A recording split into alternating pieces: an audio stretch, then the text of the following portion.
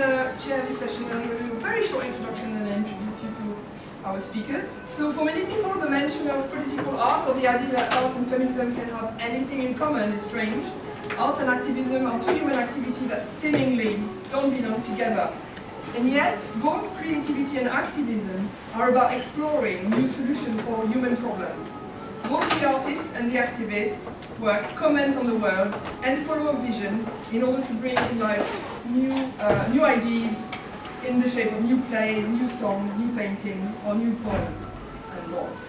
And as we know, it's a historical fight for women to produce art and to call themselves artists. And this in itself, in a patriarchal society, is a political act. Can you hear me at the back? Yes. Yes. Okay. So today, you're going to hear about the work and processes of 3 women artists. You will also hear about their journey as women, as political beings, as feminists, and as artists, how their art has taken an activist form, or how their activism has embraced art. So it's my pleasure today to introduce you to Rebecca Mordan. Rebecca is an actor, a director, a writer, and a producer, and she created an award-winning feminist fiction hub called Scary Little Girl. Thank you.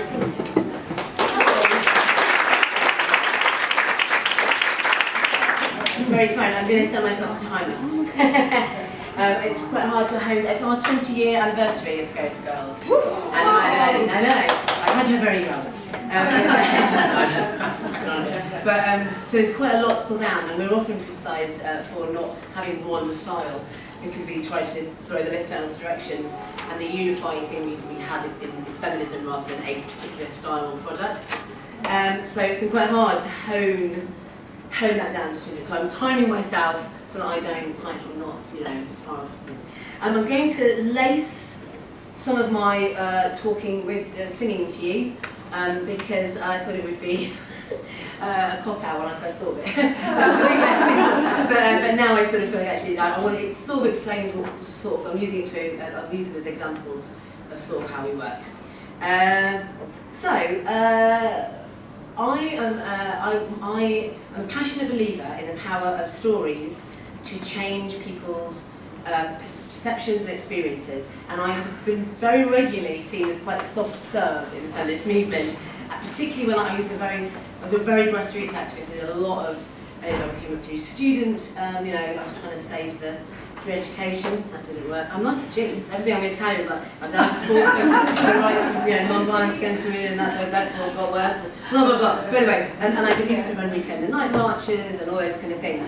And when I was leaving that in order to kind of to really focus on Scary Little Girls, there's a definite sense that I was like not doing the real work, which I'm ambivalent about. I'm in 2 minds about that myself, because it's not the cold face. But at the same time, I think if you can get as close to the mainstream as possible and subvert it and get different opportunities presented to women of all ages, and particularly, I guess, young women seeing themselves in stories, I think that is just like, it really makes a massive difference.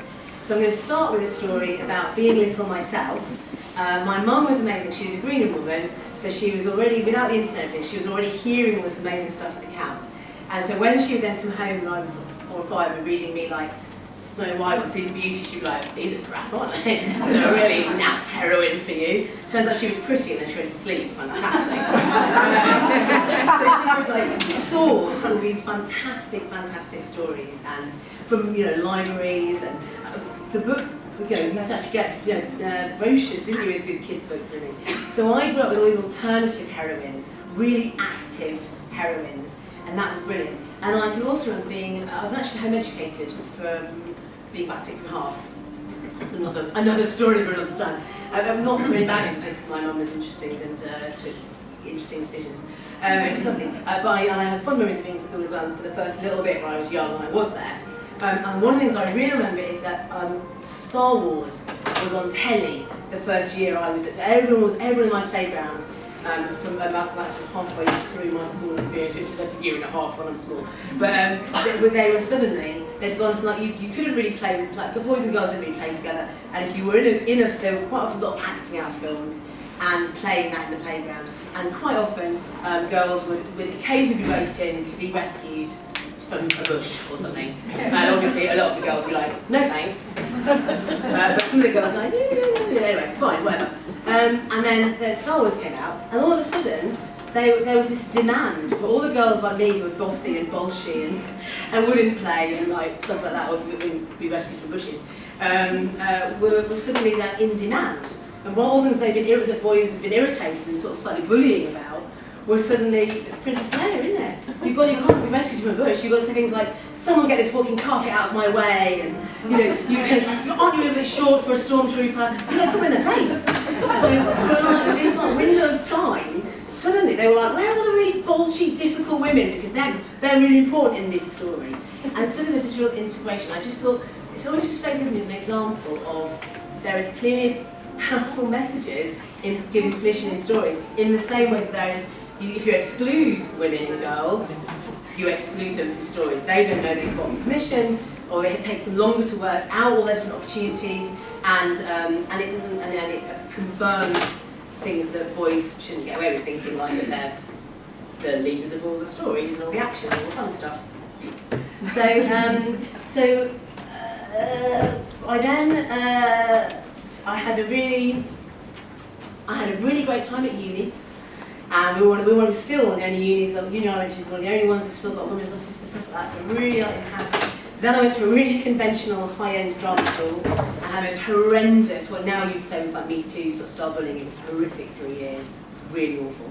And I came out very aware of the industry as it really was, and how it marginalised women. I mean, it just marginalised women's voices, allowed environments in which bullying was systemic from both staff and fellow, actors and pupils, visiting people coming in from the industry, just horrendous behaviour, telling you things in auditions, men that you knew you were going to try and get a job with in the next couple of weeks, were saying things like, that's so good, give me a hard on.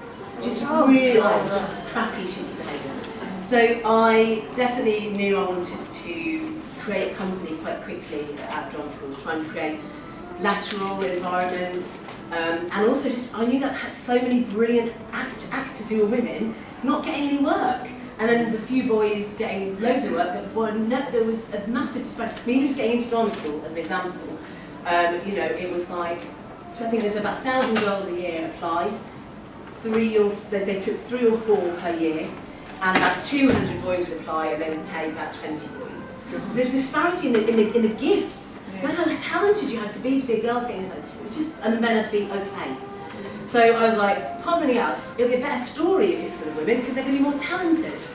There's a bigger pool of talent to draw from. And so what we would do is, first of all, people sort of say this to me like, oh, you should do this play about this woman I know who's a pirate, and she had a whole command of this ship, all blokes. And I'd be like, that would be good, but then I'd still be employing me or one other woman, and then a whole load of blokes. So you have to start to look at stories differently and go, where are the stories with all the women in, so I can give out loads of employment. And the other thing we did, that my industry is just wearisomely sexist. But basically, it would contravene any other employment law. You can't, there's no other job where you can say, this person's going to sit at reception, or they're going to be a doctor. They've got to be size 10 or under, full stop if they're female, and after that they're just not going to work. And they're going to be, and they also have to be X, Y, Z. You can't do it, it's illegal. And a total blind eye is turned to that in the industry. So before you even get into women's ages, or body types, or backgrounds, or colours, or anything, you've already just straight up, they literally are like, anything over a size 10 isn't acceptable, unless they're casting a fat part. So you're like, which is rare as well, but you're like, this is bonkers. So we have this thing in the Scared for Girls where we do casting, and we take me as a middle. So I don't think of myself the outside or space or whatever. I don't think of myself being particularly big in a room, but I am very big for an actor. As a female in the profession, suddenly I'm definitely not size 10, and so suddenly, so we go for in age and size. I can't be the biggest or the oldest person in any cast. We try to. There's always going to be someone older and bigger and so all around. It doesn't work with colour because I am rock pool blue. So pale as to be rock pool blue. So we have to, obviously it doesn't work for everything, but that is a sort of standard that we try to sort of use and explain. And you just get this great, it just leads you into getting really great variety of talented, interesting women. And that's really important for audiences. Then you see yourself doing brilliant things in stories. That's just great. So then the sort of main things we try and do, obviously employ women a lot, and then we also look around for where women have been obscured or might have interesting things to tell us, stuff that we do a lot of our work is, we do lots of different things, like moving into digital and fusion stuff. We've got background in cabaret and music and things. So sometimes you find, you sort of go, this is a side that the women have been doing this for a long time. So we try to find women to go, even as far back as, for example, Mary Lloyd, which I'll sing a bit of now. Women have been being subversive, they've been taking hold of the narrative, they've been cheeky, and they've been giving other women permission. I never was one to go and stint myself. If I like a thing, I like it, that's enough. But there's many a person says, if you like a thing enough, it'll grow on you and all that sort of stuff. Now I like to drop a stout as much as anyone, but a drop of stout's supposed to make you fat. And there's many a lordy madam wouldn't touch the stuff, 'cause she mustn't spot her figure, silly cat. No, I always hold an evidence if you fancy it. If you fancy it, that's understood. And suppose it makes you fat, oh, don't worry about that, 'cause a little of what you fancy does you good. Now every year we like a little holiday. We've always had one, my old man and me. But this time when we did, he comes up with a new idea as he watched the ladies bathing in the sea. He said, what a man requires the change of everything, so he'd better take his holiday alone.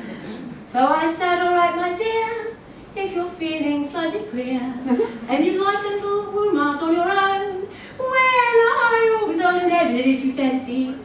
If you fancy it, that's understood. But if that's your little game, I intend to do the same, 'cause a little of what you fancy does you good. So you see what I mean? Like, and then you go, oh, it's always been around us, we're in the web, it's really fun to kind of get those messages from all these different women. And then we sometimes do big things, like we have a Greenham archive, we started with Greenham women, and we, along with other women of my generation, I think all kind of had a similar vibe that it was getting forgotten.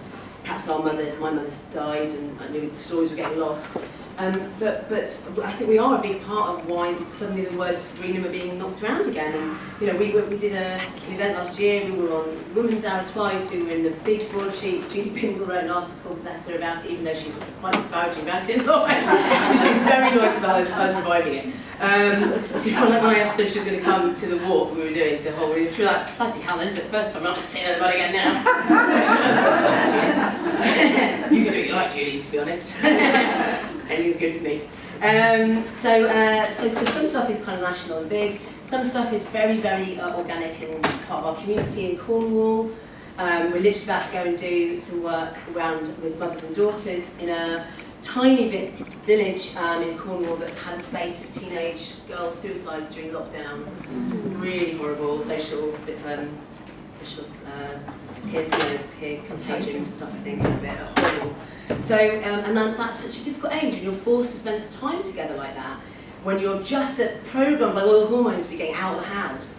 And so we're trying to make these just loads of different ways in that week to have space where it's really nice to hang out together and just to allow those relationships to come back in and around each other.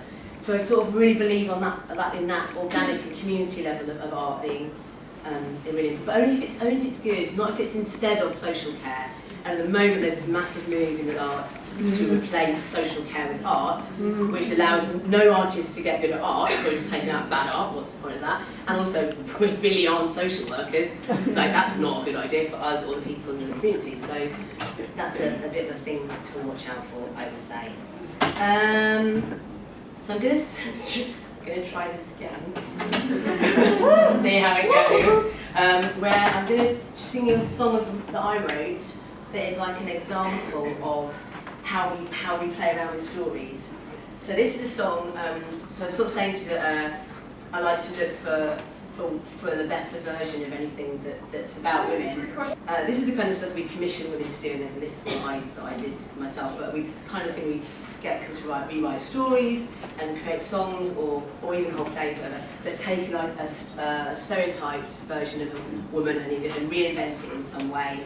This is about. I found out that the origin of the Snow White story. Don't get cameras out. You saw me. You filmed me, so in case I completely mess this up. I don't actually mind, because if I do mess up, I'll still. I think it's best, don't you? I think from everything you've seen so far, that's clearly the best. I'll give you no indication that I've ever picked up this before in my life. Yeah, so I found out that the origin of the Snow White story is Freya. And the origin of Freya is that she's not just like the goddess of love, or the goddess of sexy times. She was like the main goddess, way more than Odin or Thor or anything. And then she just gets reduced down to you can be the sexy one or whatever. And then she gets reduced down into being this frozen non-corpse, waiting for some blood. So I just thought, well, I've got to try and get that story retold. I wish I let it be. A girl for me, with hair as black as ebony, and such modesty. On her back she watches leaves and sky and the snow. Dimly she recalls that she used to know how a snowflake looked before, when she gazed on it from above. That made the little men adore, thinks of warriors she used to love. Handsome heroes by the score, taste them sweat and feel them shove. Now she's frozen to the core, kept in glass, their snow white dove. Smother me in sand, deep within the wood. Polish me by hand, and I always will be good. The silence is lonely, she has to admit. It's grim since to the brothers she's had to submit. When a goddess and a queen, her days were warm, nights were loud, and she's not quite sure if it's obscene, but her pleasure came first in that land. She and Valkyries were seen on flying horses white and grand. Now she's watched to keep her clean, not a breath can mist the sand. Cover me in water, freeze me in the ice. I go to wife from daughter, and forever will be nice. At night time, her eyes watch her back in the glass, a mirror that will never allow her to pass. A mother's wish, a mother's curse, displayed her here pretty and bright. Is it for better or for worse that there's a prince on a charger of white? She learned to smile and not be terse, not to pull faces, not to bite, to be their king and their nurse. Oh, mummy, can't you tell the story right? Mother, leave your daughter a snow white legacy. Then the mirror ever caught her. When will Freya be set free? Skin of snow and lips of blood, so she can say, oh yes, I love you as I should, I'll always stay. So thank you very much. I'm going to finish, because I've seen the time. I've got about a minute and a minute over. So I'm going to quickly say the main thing that I now do with all my work is I try to make it always, any woman leaves the room from our work feeling better about being a woman. That's my aim. I really want that. I really want that. And I don't want dysphoric fleeing the house like a burning building for all our girls. I want them to stay in the club, because yeah, it's tough, membership is hard, but it's fucking brilliant as well. And I want society to change, not women and girls. So I'm going to sing a song now, having not played the uke very well for you before. I'm going to sing a song badly for you, because it's a bit high, and I was out partying with Valkyries last song. And it's on 3 pages, which my son won't allow. Anyway, right. So just to prove that it's not all. I don't want it to come over like, you know, hashtag it's not all just about the women. So I'm going to sing a little song now that's for the boys. So that no one feels like they've been left out. I didn't write this one. This is Rachel Blue. Baby, when you left me for another girl, you know you broke my heart and shattered my whole world. We had a love I thought was true. Can't you see, baby, I'm lost without you? 'Cause all I can do is lay around and post pictures of your dick on the internet. All I can do is sit and cry. All I can do is lay around and post pictures of your tiny dick on the internet. All I can do is sit and cry. And the house is so empty since you've gone away. No, my life is very hard for me. Last night I found the tux you wore on Valentine's Day. I hugged it tight, it smelled like you, and I photoshopped that tux onto a picture of your dick. All I can do is lay around and post pictures of your fancy dick on the internet. All I can do is sit and cry. All I can do is lay around and add a speech bubble that says, cheerio, I'm Team's Tiny Dick, I'm going to a party, baby. All I can do is sit and cry. I saw you on the street the other day. And I smiled and said, hey Tim, you look good. And you said, stop posting pictures of my dick on the internet. You crazy person, I'll sue you for invasion of privacy, you crazy insane bitch!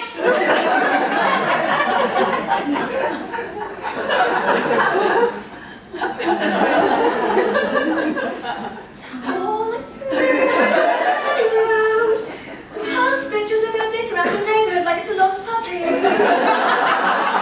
I can do is sit and cry. All I can do is lay around and write lost dick answers to the name Tim's Tiny Dick. All I can do is sit and cry.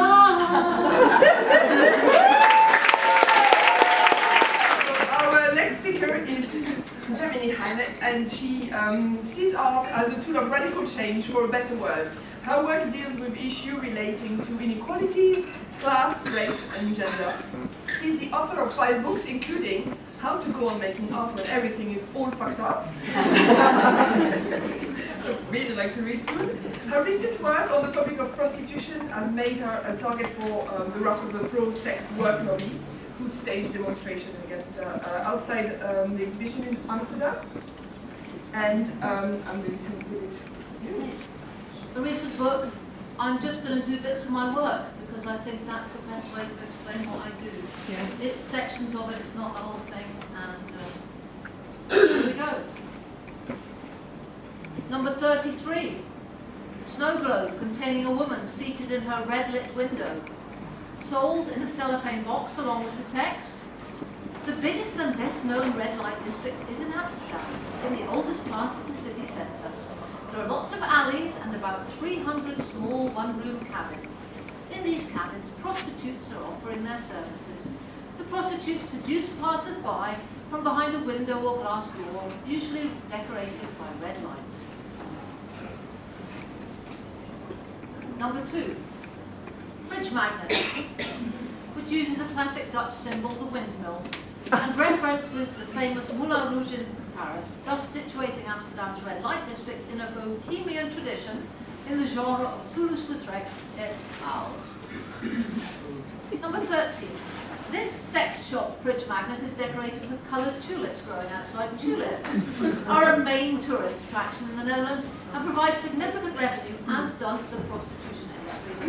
Exact figures are difficult to ascertain, but the figure quoted most frequently is that of 5% of the GNP of the Netherlands comes from the sex industry.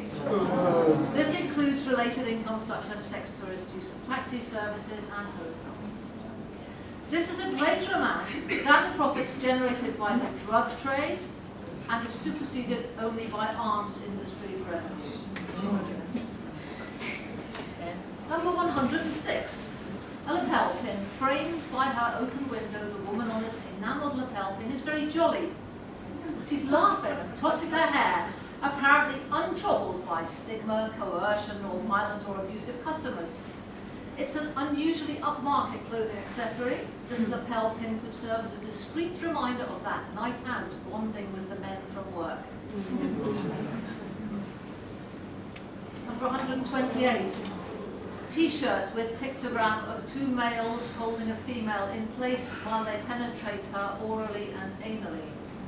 So-called gangbangs are a common feature of porn videos where they are blithely tagged with such epithets as awesome rough or truly brutal. Pornography, showing increasingly violent and misogynist acts, has had a massive influence on the behaviour and demands of sex buyers who are requesting more and more extreme sexual acts, including gangbangs, and expecting to get those demands fulfilled.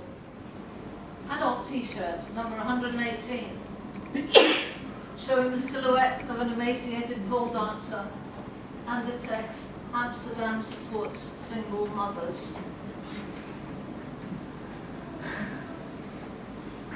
Number 43. Ashtray incorporating a model of an almost naked woman, prone, her hands positioned as if tied behind her back, her legs spread-eagled, head tilted submissively back. This ashtray invites the violent gesture of stubbing a cigarette out into the woman's crotch. Number 85, fridge magnet. These women's splayed lips and unnatural looking, improbably large breasts suggest that they have undergone plastic surgery. A significant number of women in prostitution have undergone breast enlargement, often forced by their pimps on the premise that they will thus earn more money. The cost of the surgery then has to be paid back through limited earnings. Some traffickers are known to take women to Belgium, where the limit on the size of the implants is less restrictive.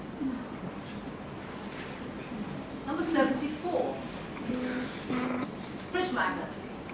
Showing a row of faceless, interchangeable white women, differentiated only by their hair colour, posing with their hands raised permanently above their heads as if being tortured. Their legs cut off by a row of condoms, emphasising their bare buttocks. The condoms are multicoloured and form a festive streamer. Prostitution is fun, a party. To the sides, the women are framed by a dark column and an enormous erect brown penis which dwarfs the women. Its colour and size refer us to another cliché, that of the oversized black member, and are a reminder of the sexualisation of black bodies of both sexes. Number 76. This glass is unusual in that it shows images of sex buyers, both of them looking characteristically unsavoury. One with a beer belly and beer, the other louche in an old Mac. The buyers of sex are notably absent from the discourse surrounding prostitution in the Netherlands, despite the fact that a growing number of countries, including Canada and France, have opted for the successful Nordic model, whereby it is demand that is being tapped, that it's the purchase of sex that is illegal, so that it's the sex buyers who are liable to persecution. Even in Spain, the European country with the highest percentage of men buying sex, almost 40%, politicians are now looking to the Nordic model as a serious proposition for future legislation and policy. Spain is often a first stop for women trafficked from countries in sub-Saharan Africa. In the global south, it is usually women who are the first to suffer the effects of migration forced by climate collapse or by economic upheaval due to wars caused by geopolitical greed.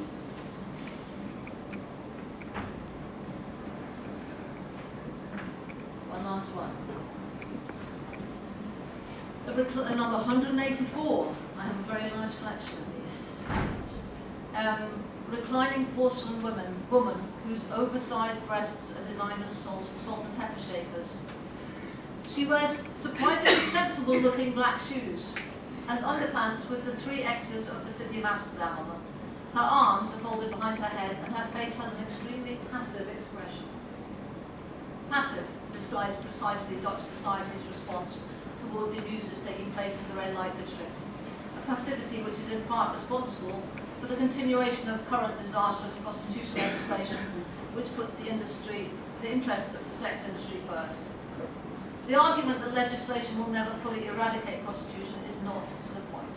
Not so long ago, a man beating his wife was considered acceptable, and women were given to understand that it was a sign of love, that if he did not beat you, then he didn't really care about you.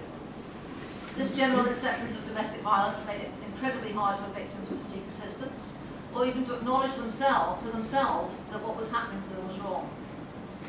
In places where prostitution legislation has cultivated the idea that prostitution is normal, there are few provisions made for women wishing to exit, because if you choose to get into it, then you should just choose to get out. Assistance is therefore deemed unnecessary, despite the evidence which shows that the majority of women and children enter prostitution as a result of childhood abuse, poverty and misfortune, grooming, coercion and or betrayal, rather than as a free choice between a number of viable options.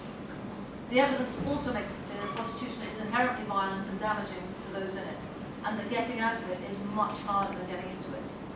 Societal attitudes do change, and legislation can make it clear what society considers unacceptable, and can thus discourage people from doing those things.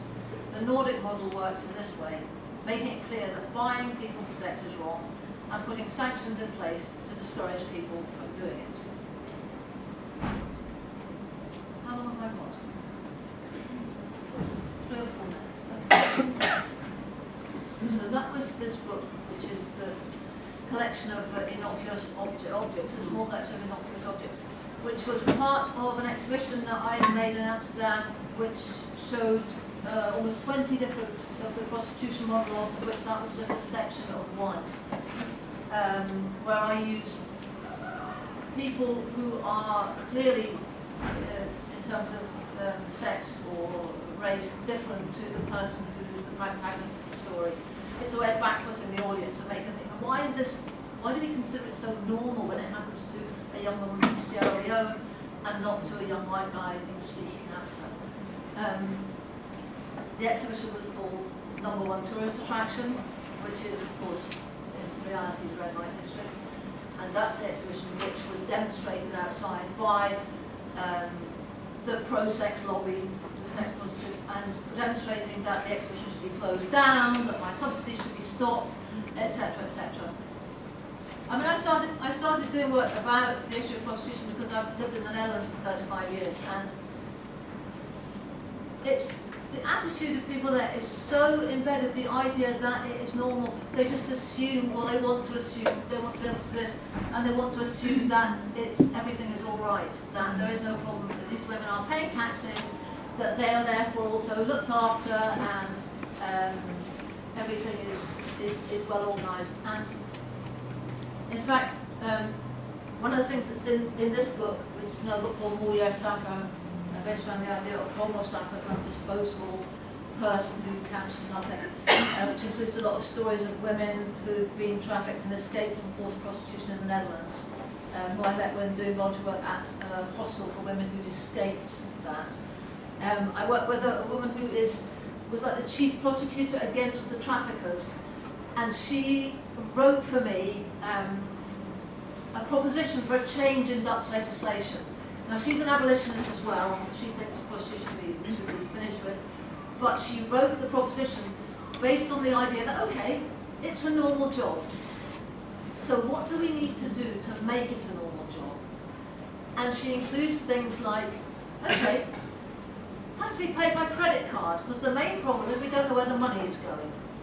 You pay your problem with a credit card. Let's pay the prostitute with a credit card. Let's make sure that the women all can speak either English or Dutch and at least one other language, European language, because they're going to need it for their work. Let's ensure that they have extra health insurance because they're going to need psychological help, that's for sure. And why should we, the taxpayer, have to cover it? She said they should have training in doing their own accounts, because if they're giving their accounts to somebody else to do, you also have the problem of where's the money going. She talked about the idea that if they have children of school age, they shouldn't be allowed to work on weekends or in holidays. And you read this list of things that it says that you have to be able to do in order to be allowed to work as a prostitute in a normal job. And you think, yeah, but if she can do all that, why would she? So it was a very interesting way of pulling the rug out from under the idea that this is a normal job, because that's what the whole industry there is trying to promote it as. So what I do in my work is I try to juxtapose different things from different angles without saying, okay, this is what you should think necessarily. And I do it a bit in the book, but in the exhibitions I try to just present different things and let people think, oh, I thought, oh, that. And then in the space in between those things, that for me is where the work actually happens, the discussion. So I always try that when there is an exhibition, that there's also space for this kind of discussion or for other kinds of discussion. I've been invited quite a lot to various other countries, Senegal and the Balkans, Albania, Kosovo, to talk about trafficking there, supposedly talk about trafficking, but actually talk about prostitution in general. Our next speaker is Sonya Douglas. She's an artist, a writer, and a poet. She's concerned with examining the limits of human boundaries. Her works revisit the twin subject of autonomy and women's rights time and time again. Her canvases appear in private collections, and she's the author of Here's to the Women Who Stand, amongst other works. Her two most treasured sayings are, stand on the truth and maintain your boundaries. I'm going to talk about the importance of imperfect voices. As artists, we don't know our audience. You know, we connect with an issue and we sort of find our way into it, and we present something, and we can't tell you how to respond to it, and it doesn't always elicit the response that we were going for. But I truly believe that all voices are crucial. I hate the word valid. All voices are crucial, but you don't always have to listen to all voices at the time that they're presented. They will find their way to you. So my voice, please forgive it, is really hoarse at the moment. I got soaked last night and I had COVID last week. And I am planning to sing later, maybe, or I'll speak it. We don't know, let's see how that goes. And that's all ironic, because actually I'm talking about using your voice determinedly, and I'm apologising for mine already. And we're going to leave the light on because I'm dark. It is dark. My last slide is really dark, and so, but we can see it, right? You can see it. Yeah. Okay, great. So, do we choose our own voice? Sorry, I'm tripping over your boots. I'm so sorry. Please keep all over. I'm so sorry. Do we get to choose our own voice? I'm talking about the medium, really, not the message. Do we get to choose our own attitudes? And I'm going to say no. If you've got to choose, I would be a dancer instead, or a poet, or I'd be an astrophysicist, or these things that I'm really, really interested in, but don't come naturally to me. My aptitude is art, specifically imagery. Sometimes I paint it, sometimes I write it, sometimes I study it. I connect to the world through metaphor and simile, and the voice I use now, just as the way I create art now, or the art I create, has changed all the time. The voice, my speaking voice, my literal voice that you hear, is not the voice that I remember when I was younger. I was diagnosed with an autoimmune condition when I was 21. I definitely had it before. It has affected me over time. When I listen to my voice now, I don't recognize it. I don't hate it, but I don't listen to it very often because I find it jarring that I don't recognize my own voice. I connect with what I'm saying more when I write. Certainly I connect with it when I speak, but if I have to listen to it back to me, there's like there's a jarring quality there that I'm still dealing with. Okay, so going back, this is a piece that I created back when I was newly diagnosed. A few years after that, I cut it out with a scalpel. I was losing my fingertips at the time. It was an interesting introduction to the disease. I used to sit in the bath and a little bit of skin would come off my finger, and I'd pull it, and then my finger would unwrap like a bandage. And it was interesting because you're unwrapping your fingers and you don't know what's underneath that. But you know, underneath was more finger, but just newer and smaller. And each time it was a bit smaller, but still finger. And I suppose at that time, as an artist, I thought this was completely the end. You know, what am I if I can't use my hands?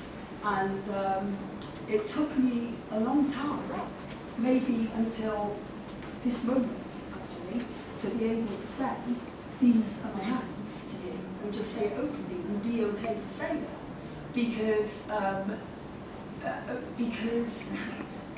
the identity is another one that I haven't tried.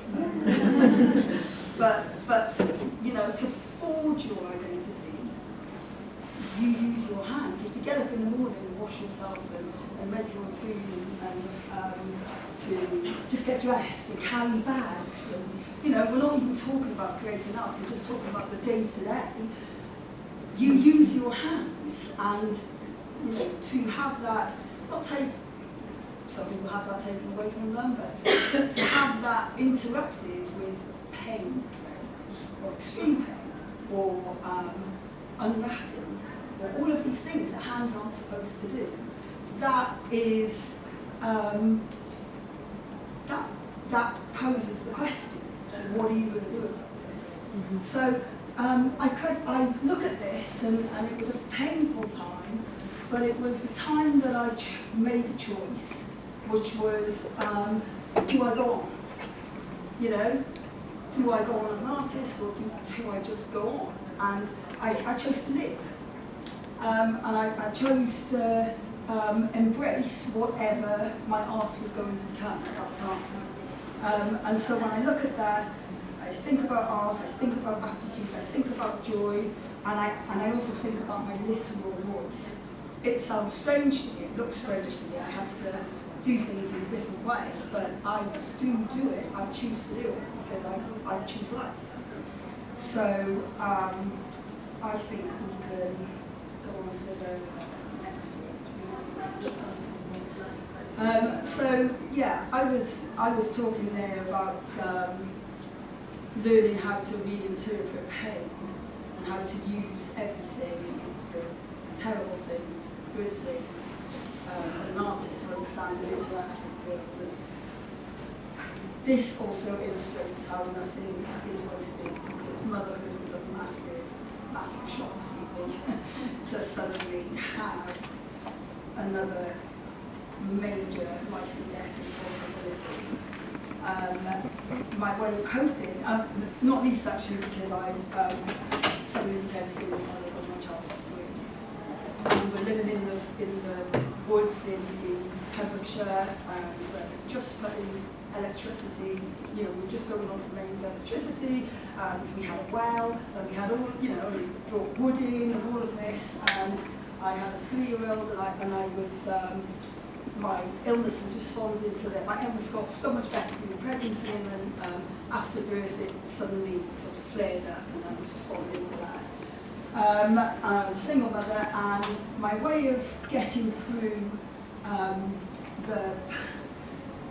the grinding monotony of never-ending routine and the fear of being suddenly responsible was was to count, actually, to count everything.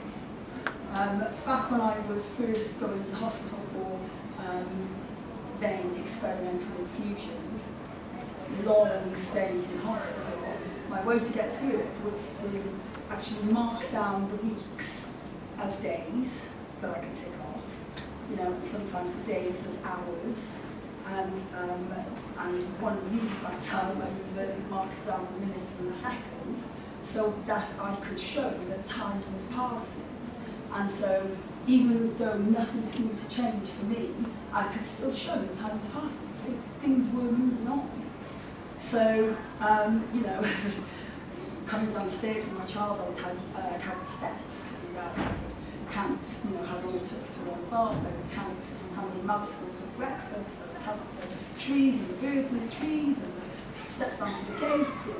And I counted everything. I would count the words in the stories that I read, and I would count the syllables in the words, and then I sort of make, you know, count the beats that they made, and I made those beats into rhythms, and then the rhythms I made into rhymes, and then I started to write poetry for my daughter. And I started to write poetry for other children in the village, and I turned those poems into arts projects, and I took those projects into schools, into libraries and short start centres. Started to count the books on the shelves, and I realised actually that I had counted my way into every single part of the library. Every book on the shelf, I found a way into every single part of the curriculum. And I could enter any discipline I wanted by giving myself, that counting gave me space and time to remember that I actually see the world in metaphor.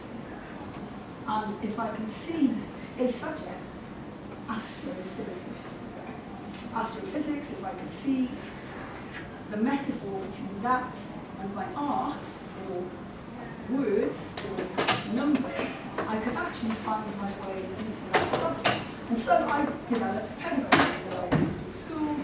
I call it cellular learning.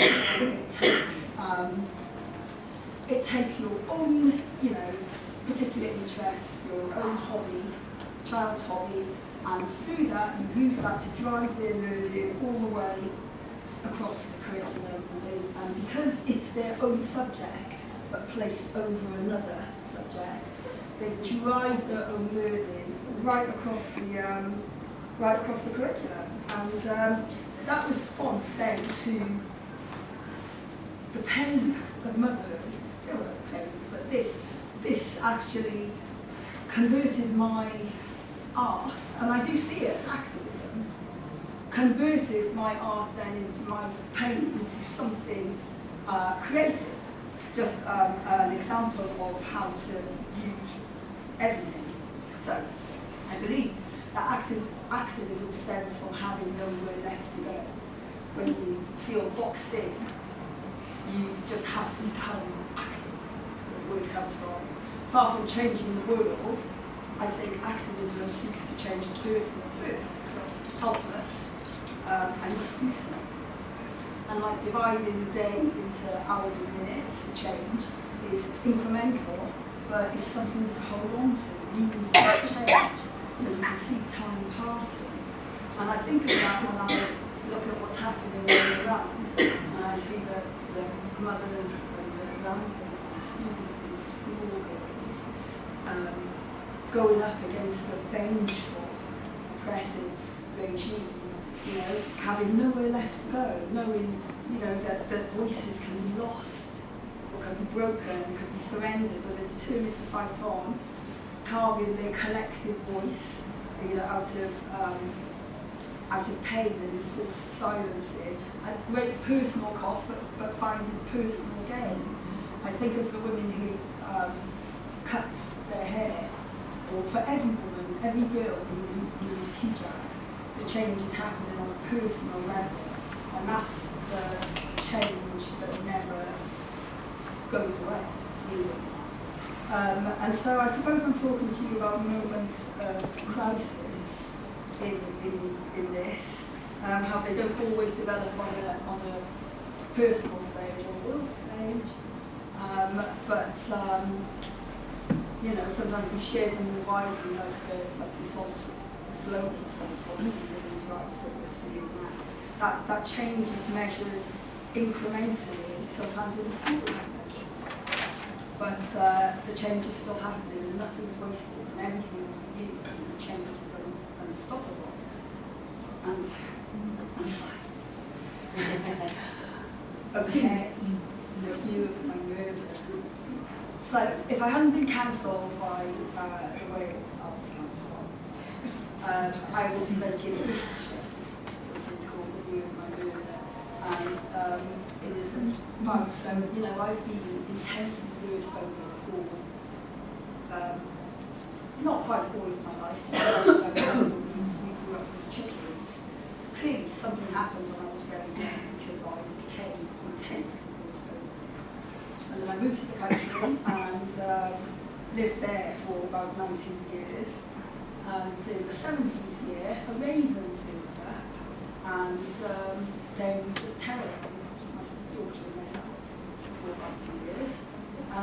And that culminated in an event. I will not tell you the story now, because I could have done the whole thing about just that story next year.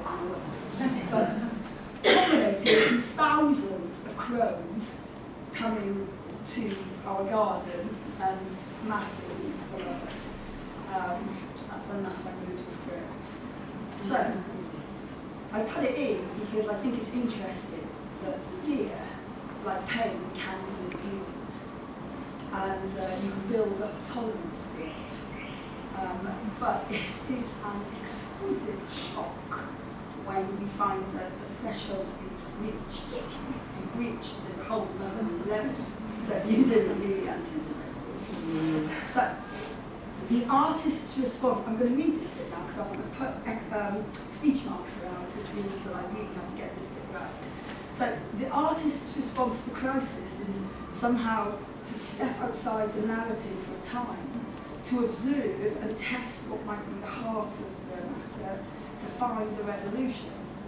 So I wrote that because I was struck by how two artists can produce quite different responses to the same prompt sometimes, and also how two artists can arrive at exactly the same concept but from two different approaches. I think about how artists work separately but also collectively, and it's relevant because I've been thinking about the disagreements that come up in the GC movement. So, I don't know if you call it the GC movement, but maybe it's even wider and it's just the feminist movement. I think about that because as an artist, I place a high value on the integrity of the vision, but I also recognise the necessity of examining all sides of the idea. Some bits of it you might discard, some of it you're going to move on to the next level. It's messy, but it's the creative process. We allow ourselves space to change our minds.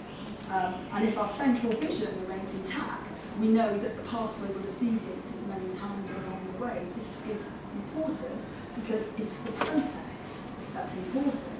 And I feel in FiLiA and in the wider feminist movement and in the specific GC movement and in maybe even the lesbian movement where they're talking about political lesbianism versus whatever, and in all of the women's issues that we are coming together to talk about, we need to make space for all of the other opinions that might be being voiced, because we don't know what we have to discard yet.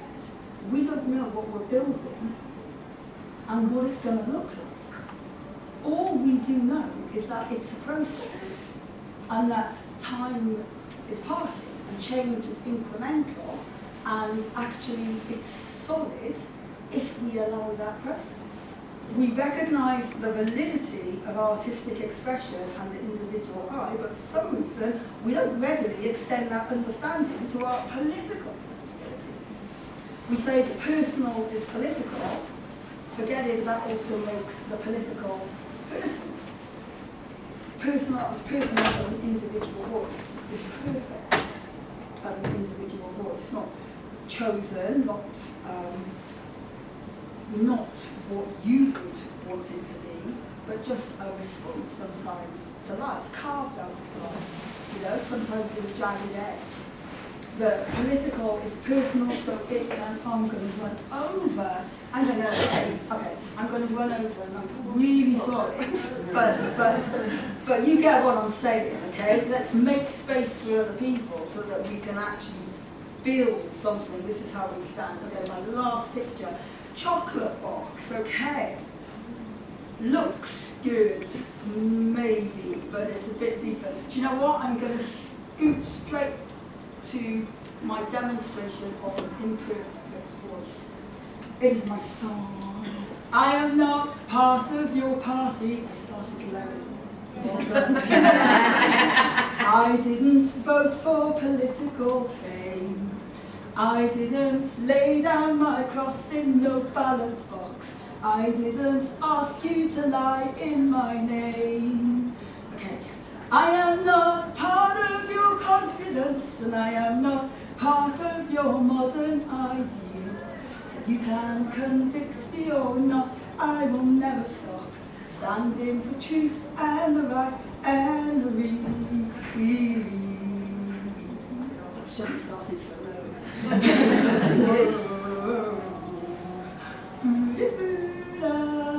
Okay. I am not part of your party. I am not a part of your popular charade. I didn't join the advance just so you could dance. I do not march in your glitter parades. No, I am not part of your confidence, and I am not part of your modern ideal. You can evict me or not, I will never stop fighting for truth and the right and the real. Ba-ba-da, whoa, ba-da-ba-da.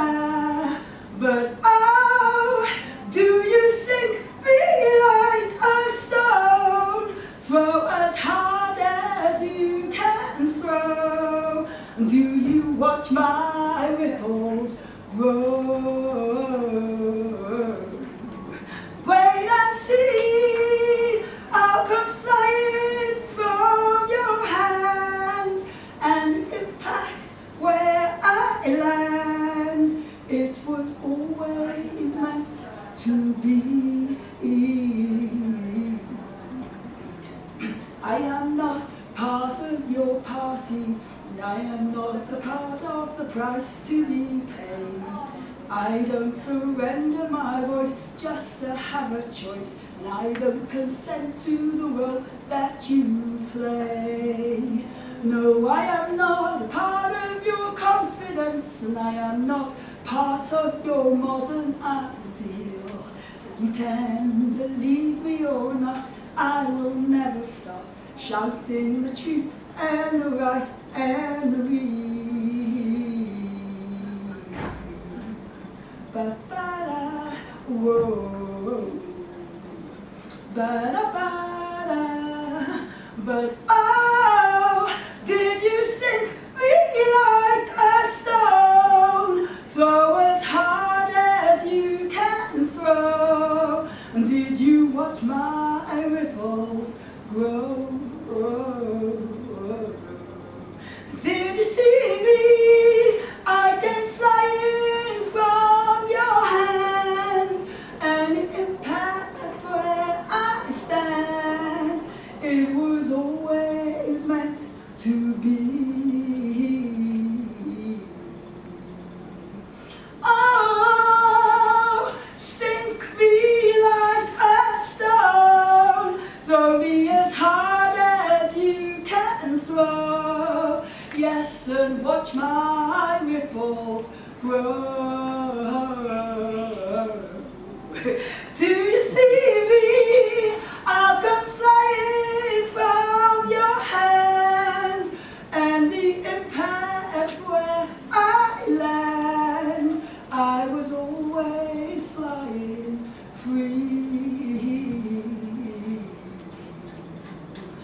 am not part of your party, no, no, no. I am not part of your party. I'm soft soon, no, I am not part of your party. You know, no, I am not part of your party.